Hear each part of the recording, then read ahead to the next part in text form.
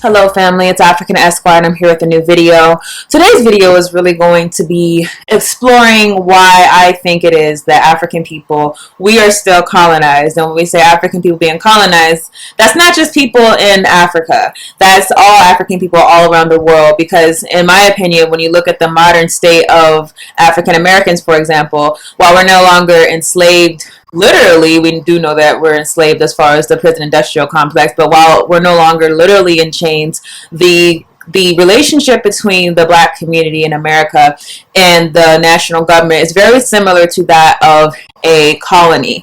And the same way that you have different people who are exercising the political control of different colonies, they're exercising the economic control of colonies, they are dictating the culture of certain colonies. It's really the same exact dynamics that you have going on with the Black community in the United States versus any other colonized nation. So when we say African people are being colonized, understand African people are colonized collectively, not just in Africa or not just in the Caribbean, but really all of us, really, we are facing some type of colonization.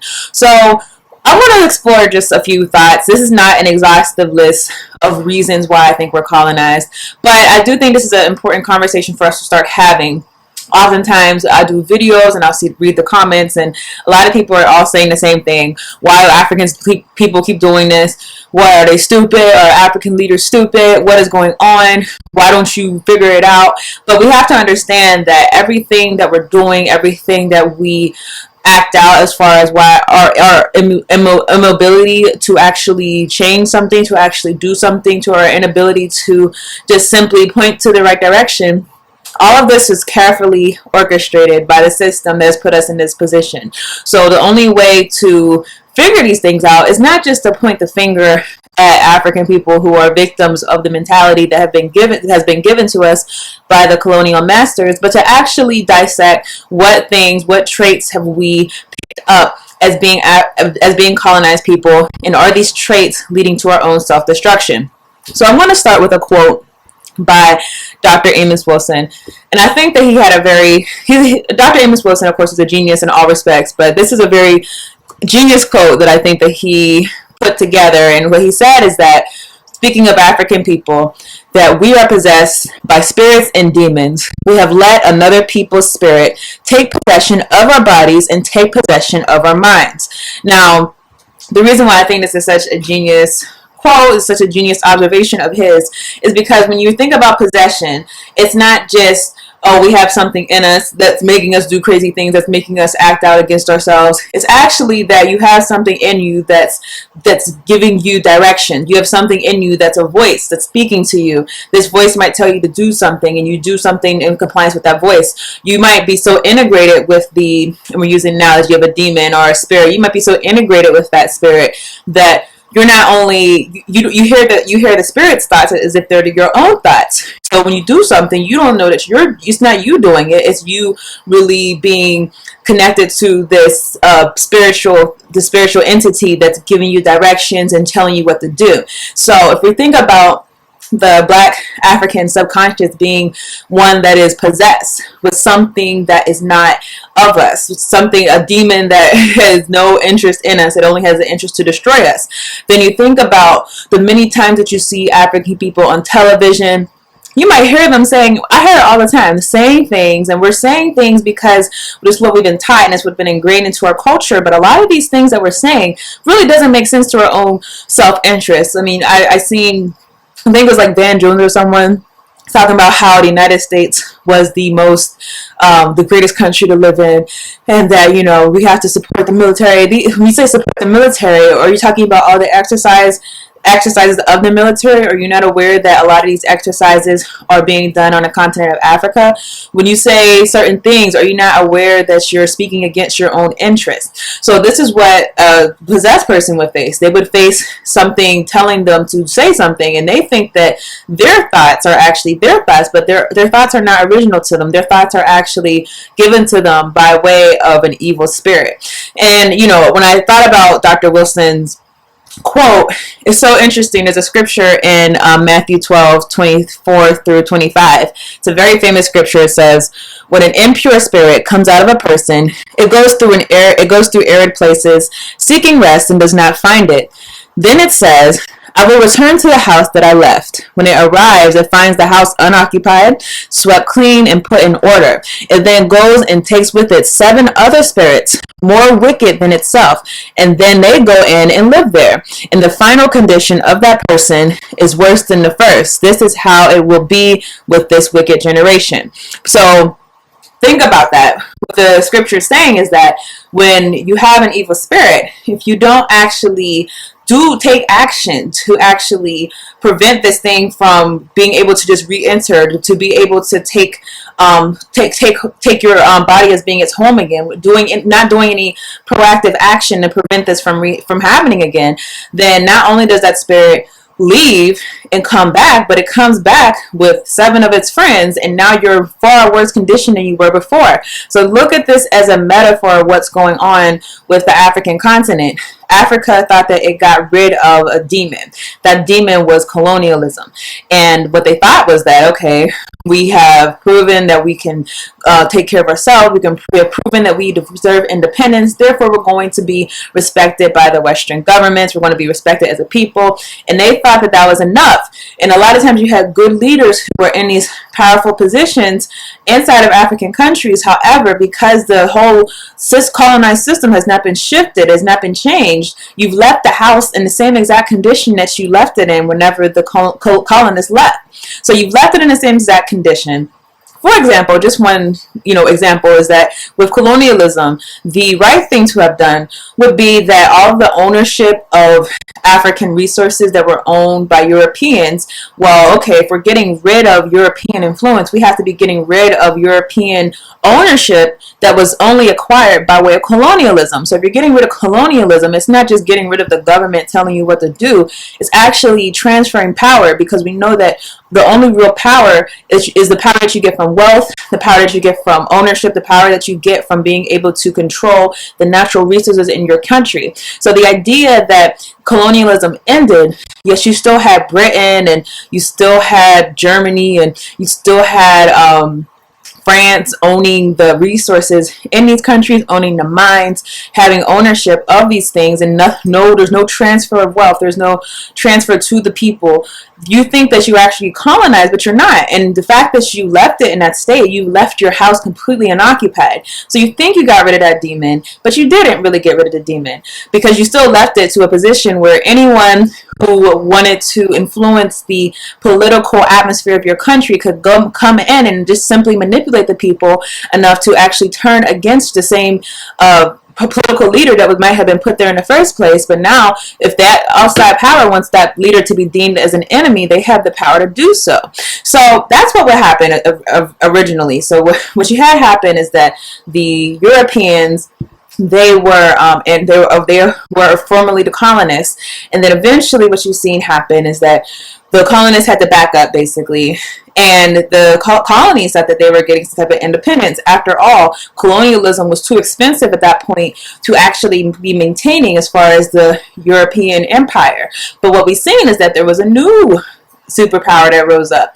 A new evil spirit rose up, and that one was the United States of America. Not only did America come into Africa, but it came into Africa with the same colonies still owning some type of power inside of these colonies. So you have that one, but not only that, but now you have this new evil spirit. This is China. So you have China coming up and saying, well, okay, we're going to come in and we're going to do these things with your natural resources. So you have all of these entities that are mixed up into Africa, and the only true analysis of the situation is to say that we are in a worse state than we are in right now than we were to begin with, certainly. But we are certainly in a worse state that we were in than we were even whenever we were colonized by just the European powers. Because what makes this worse is, although maybe Africans, you have the perception of you being free to move around and do what you want, or not having a white man talk down to you directly, understand that you're also almost in a trance, because you're not being oppressed to the point where you can see it in the obvious way, that you can see what's going on, that you can point at who the oppressor is. Because you can't see a visible oppressor, you are in a state where you don't even know who's oppressing you. You think that black man who calls himself president is your biggest oppressor, not realizing that not backed. Black man and his regime are completely backed by governments who are only seeking to exercise power over your region. So if we don't fix what's going on, if we don't fix clean house and actually change the dynamics, change the power dynamics, and figure out why it is that we're colonized, then my honest belief is that what's going on with, especially with China, is that China is going into Africa.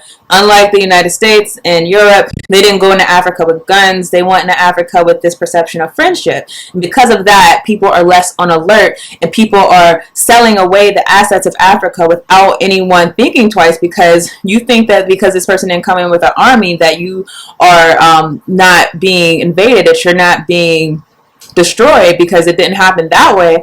But really, it's the same exact dynamic, because the end is the same as it would have been had they came in with guns. The fact is, it was what's happened in Zambia. If they acquire I believe they acquired already the Zambia airport, it doesn't matter if they came in with guns to get it or if they came in with friendship. The fact is, at the end of the day, they were able to acquire the airport by enforcing debt obligations on your people, because they have puppet governments in your countries in order to control the resources of your country. So this is what we are facing whenever we don't clean house, we don't change the dynamics. And so what I'm going to basically do right now, just talk about what I think are the reasons why colonialism is still so powerful inside of the countries of Africa, inside of the United States, and what type of mindset changes do I think need to happen. So the first one I will say is that we as African people, we have really not unlearned what we have been taught. We have assumed that what we have been taught is what must be true. We've assumed that it's doctrine without questioning it. I'll give you a example. Actually, to me, my example is this is to me the biggest example and the biggest thing that we have to completely unlearn. That is being inside of a capitalist world. We have been taught that the capitalism is the only type of system that you can live in, that there's no such thing as people being able to live in a community and not have to have individuals fighting for the wealth, but there's no such thing as a community being able to share the assets, being able to share the resources, being able to collectively act in the community's best interest instead of acting in the individual's best interest. We have been told that this is not something that's realistic. And it's interesting that a lot of people will say, well, capitalism, socialism fell. Socialism doesn't work. The people owning the means of production doesn't work. Go look at Russia. Go look at not just the Soviet Union. Go look at Venezuela. Look at all these examples. But what we have to always revert back to is not only, are there other factors why these countries did not work as far as socialism, but ultimately with us, this is how we were living before we ever encountered any type of European society. So for you to tell us, well, socialism doesn't work, did you forget that there was a whole thousands of years where African people were living inside of a communalistic government, a collectivist government that in modern terms we would call it a socialist government, socialist tribes, socialist communities that were about not the individual but about caring for everyone in the community. But there was no such thing as class warfare. There was no such thing as class conflict. Instead, that you were one people. There was no idea of having a poor class and a rich class. And the rich class were doing all they can to keep the poor class being poor, and the poor class were antagonized by the rich class. There was no such thing as that in African traditional societies. So when anyone tells us that socialism doesn't work, the answer should always be, you must not know African history, because that's really our entire history. That the idea of the community being prioritized over the individual, that's always been our history. So to unlearn this, especially when we're taught and ingrained by Hollywood that success is not being in a position to help your people. We're told that success is being the big shot at the corporation. Anytime you see like one of these Netflix black movies, African American movies, for example, or even like a lot of the Nollywood movies or the Ghana movies, you see that whenever they're trying to portray like, a certain type of person who's successful, it's interesting that they usually have some type of person in a suit or tie and they work in this big corporation. And if you're in the United States, you probably have a white boss or whatever. If you're in Africa, maybe you don't have a white boss in front of you, but you certainly have one behind that guy. This is what is portrayed as success to us. We're constantly being taught that we should not be looking out for the community. We have to look out for ourselves. It's about me and my family. It's about me taking care of me and my family. That's it. And we have to understand these are not traits. These are not beliefs that are native to us. These are things that have been taught to us. And the reason why we have to understand this in order to defeat colonialism is because anytime that you're living in an individualistic world, you're going to act in the same way that your oppressor acted. Understand, over and over again, we see African people who are acting in the same way that white people acted towards them. And they're doing this because to them, they've been programmed to believe that the only way to be successful, the only way to be a prominence, the only way to be celebrated is to be put in a position where you are doing the same thing that the white man did to you. So this is a total brainwashing that's been done to our people. And if we're going to move past the colonization of the mind, then we have to move past this idea that success is about having a position as the head token inside of a corporation, or just being the one guy on the block with a mansion. That success is really the success of African people. And if we kind of change the mindset that we're not thinking that I could be successful without my people, if we can instead instill the mindset in us that the success of the least of us is representative of the success of all of us, then we're going to react a lot differently to things that are going on. We're not going to be so entertained about being in certain spaces. I laugh at certain people who are so happy to be on CNN, are so happy to be in Hollywood, so happy to be here, here, and here. But if you stop thinking about those as personal achievement and think about the most oppressed of your people, think about, if you're in America, think about your brothers and sisters that are in the prison industrial complex. If you're thinking about them, if you're inside of any country really that is having oppressive policies, that where you have people begging, when you're having people being just completely oppressed, not just oppressed but humiliated, being degraded, if you think about them being representative of you and your personal success, then you will completely undo really the individualistic mindset that has been instilled in us from colonialism. So that's one thing I'll say. The other thing is self-confidence. Our self-confidence has to be restored. And what I mean by that is a lot of our people, they don't know that they think this because, they won't think about it. They'll just act, and they'll act a certain way, and they'll do certain things without thinking about it. But if you actually look back in history about how African people controlled their own destinies at one point, and there was no person who they needed to plead with to be on our side. They didn't need allies at that point. It was about self-determination at that point. If you can undo the thought of having to depend on someone else and instead believe and have confidence in yourself, then that is going to completely decimate a lot of the ability of outsiders to come into Africa and sell us these beautiful deals. We'll do this for you, we'll do that for you. And because the African person believes that they need outsiders in order to validate their own validate their own country. They need outsiders in order to fund their own initiatives. They need outsiders to develop Africa.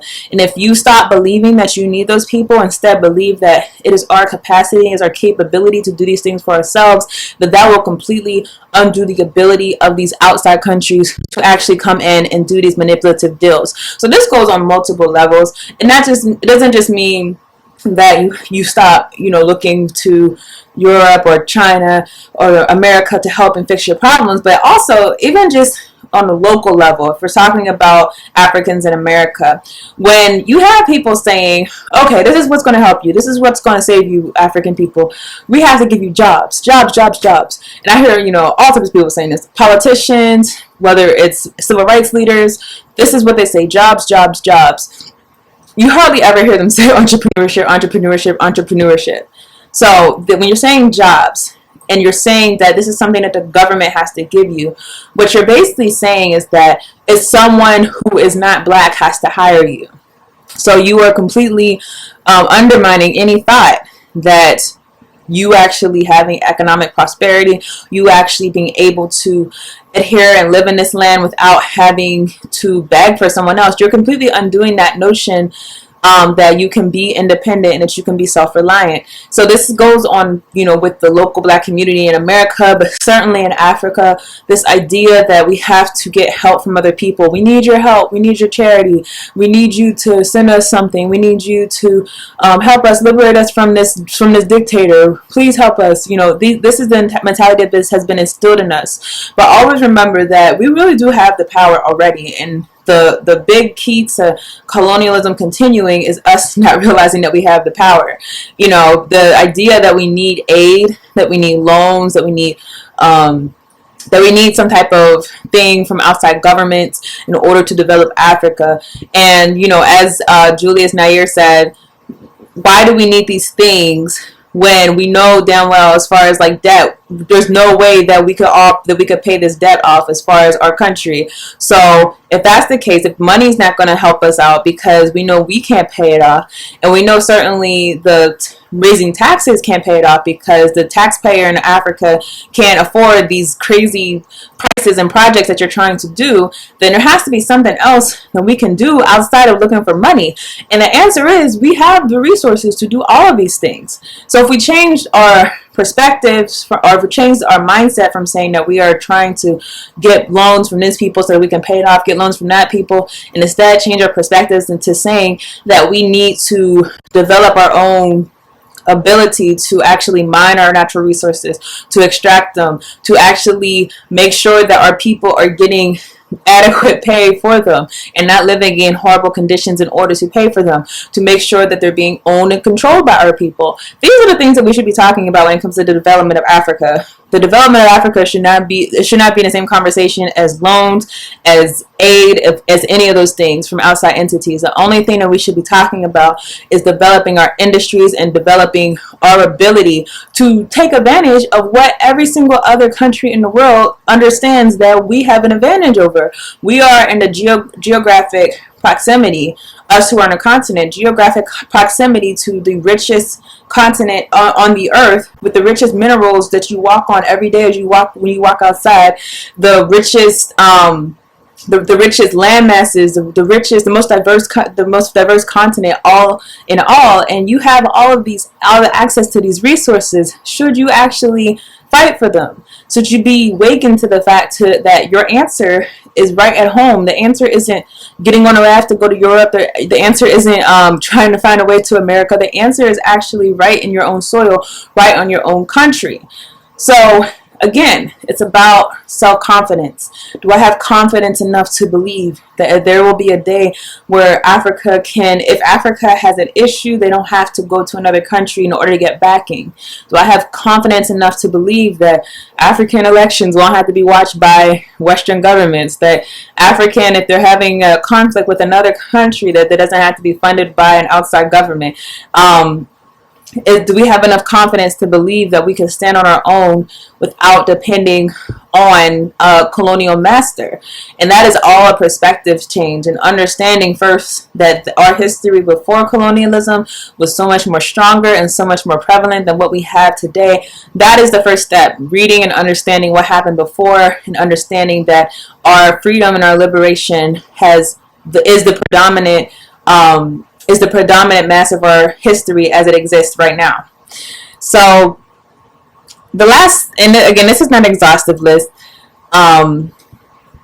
It's just a list really as far as what I was able to come up with on the spot. And this is going to be an ongoing conversation. But I think the last thing really that we have to realize that we did wrong when it came to colonialism is this idea that everyone is our friend, and that people aren't out here to get you.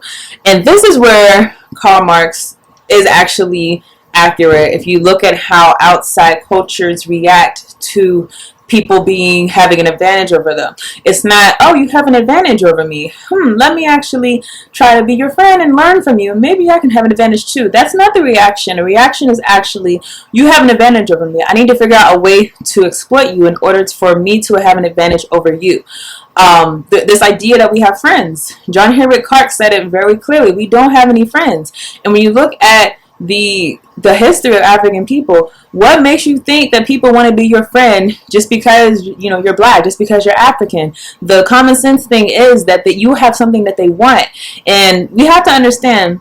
While the Europeans did come into Africa with guns blazing and everything, that wasn't how it started. It actually started more amicably, because originally it was a trading relationship. It was, oh, okay, well, we'll trade this with you. You trade that with us. Okay, cool, we're good. Meanwhile, they were exploring Africa and trying to see, okay, what's going on here? What can we take? What's the inventory of the land? And little did they know that just a few years later, these people would say, hey, we see that you have slaves. We see that you do this as far as you enslave people if they are prisoners of war, or you might enslave people who owe debt. We see that you have that. We want to buy some slaves from you too. Okay, well, I guess if you want to buy slaves from us, hey, whatever. And it starts off as that, and then it goes to, well, no, we need more slaves. Well, we don't want to keep giving you slaves. Well, you need to give us more slaves. You see how it evolves gradually. And then at one point it becomes, you know what? We don't need the slaves. We actually want your country and we want your geographic location. And that's when it all hell broke loose. When people finally woke up to, oh no, they weren't trying to be trading partners. They weren't trying to be your friend. They weren't trying to be just some person that, was interested in your culture and wanted to learn more, or wanted to just see what's going on in Africa. But these are people that had an agenda to begin with. So if you look at what's going on with China, a lot of people are getting deceived because they see, oh, they just want to be our friends. They're just offering us all these loans. There's nothing wrong with this. But you have to understand, this is all class warfare, class conflict. And people outside of the continent are trying to get in on what has been going on since colonialism ended. And that is the neo-colonialistic regimes. And it is my honest belief, when you look at how things are going with the way that the Chinese basically have manipulated the system in countries like Zambia, to where they're trying to get ownership of certain plots of land, or not a lot land, certain industries, whenever the country defaults on a loan, is that what you understand is that if this goes to full potential and people keep going at it as far as borrowing and defaulting on loans, and China comes in and basically says, you have to give us this industry, you have to give us this corporation, blah, blah, blah. If that keeps going on the way it will, we're going to be seeing a lot of African countries living in a modern day apartheid. And it's going to be looking, just as horrible. We seen what happened with this video of a Zambian man being drugged out. And apparently this happened a couple years ago, but it's now going viral. But a Zambian man being drugged out of his apartment. He was having a relationship with an Asian woman. This is in China. It's a Chinese woman. And he was beaten to death. This is the same thing that the KKK used to do. When you look at the discrimination going on of Chinese restaurants saying, we won't serve African people here. And these are Chinese restaurants that are in Africa. There's so many examples of Chinese racism that I don't have time to go through them, but I'm saying this to say, we know that they think the same thing that the Europeans think. Let's not get that mixed up. They think that we are animals, they think that we are subhuman, they think that we are inferior. So now that we know what they think, the question is, knowing what they think, do you really think that these people who are saying that they're your friends don't have a motive 5 years, 10 years, 20 years down the road to actually take ownership of what you have? And if they do take ownership of Africa en masse, understand that it's going to be the same exact dynamics that you had with South Africa. You're going to have an outside government owning the industries, owning the country, owning the natural resources, and the people are basically reduced to a servant class. And we already see it happening slowly. And when it happens slowly, it doesn't happen slowly for much longer, because everything always exacerbates after a certain point. So this is really our need, really, is to wake up and to start challenging ourselves and thinking and connecting the dots. And actually, I'll let that be my final point, that we have to connect the dots when it comes to our oppression. And this is people all over the diaspora. When you see that you're facing oppression, don't just look at the oppression that's in front of you. Look at the oppression that is behind that. Look at the cause. because you can't just look at the symptom. You can't just look at the the reaction to something. And a perfect example again is if you have a warden at a prison, and you might see him as being your oppressor. You might see the warden as being the worst person in the world. He's the reason for all your problems. If I just get rid of that warden, then I will be free. Not realizing that that warden has a boss, and he has a boss, and the boss answers to the state government. The state government is owned by is not owned. It's controlled by the governor, and the governors all have to adhere to the national government because of the supremacy clause. There's a line to power. Then you get to the end of it. I mean, even if you don't want to go through the government authorities, look at the money as far as certain corporations that are actually having profits from private prisons. So you might just be looking at that warden, but you don't understand there's a whole economic and political scheme going on behind this person that props him up. So what is the intelligent thing to do? The intelligent thing to do is not to focus on the warden, because the warden can be replaced with someone just like him, worse, better, it doesn't matter. They can be replaced easily. And someone will be in that same exact position, probably doing the same exact thing or worse. And even if you get rid of him, you're always, even if you get a better warden, if you get one that's a humane person, that's not just going to do horrible things to the prisoners, you're always at the mercy of that person who controls who's going to be in that position. You're at his mercy. You're hoping that he picks the right person. A lot of people, they put all their stake into the American presidency, now realizing that, no, you're at the mercy of the government who they choose to be the president. You don't own, the future. We can only hope that, after Trump, it's all going to be good. Well, we don't know that. We don't know if it's going to be someone worse, because really, when we're in a powerless position, we're always at the mercy of someone else who is going, as in democracy would be the majority, but we're at the mercy of other people to do right by us. So that's the same thing as far as connecting the dots. When we have these politicians who are corrupt, we have these police officials who are corrupt and are killing people or taking bribes, they might look like they're your oppressor. But look beyond them. Look at who funds that person. Look at what country funds that person. A lot of times it's the same former colonists of those countries that are actually paying those people in order to remain in power. Or it's the people who have a good relationship with those regimes because they want to continue that good relationship. Therefore, they're willing to give these dictators arms. They're willing to give them military weapons, assault rifles. They're, all types of things, tear gas. They're willing to give them things. They're willing to give them money in order to make sure that they are in power, in order to make sure that they control their power. So that's my final point. Connect the dots. Don't take everything at face value. We might see a black person in front of us and say, oh, you are my oppressor, you are this, you are that, therefore I have to get rid of you. But what happens when you get rid of that person and there's something far worse than them waiting right behind them? And even if they're not worse, that something worse can always come along. You're always in that position where something worse can happen because you're powerless over your circumstances. If you're powerless over your circumstances, then you are basically, you're a sitting duck. So, I'm sorry. That's all I have for tonight. And I will see you all in another video.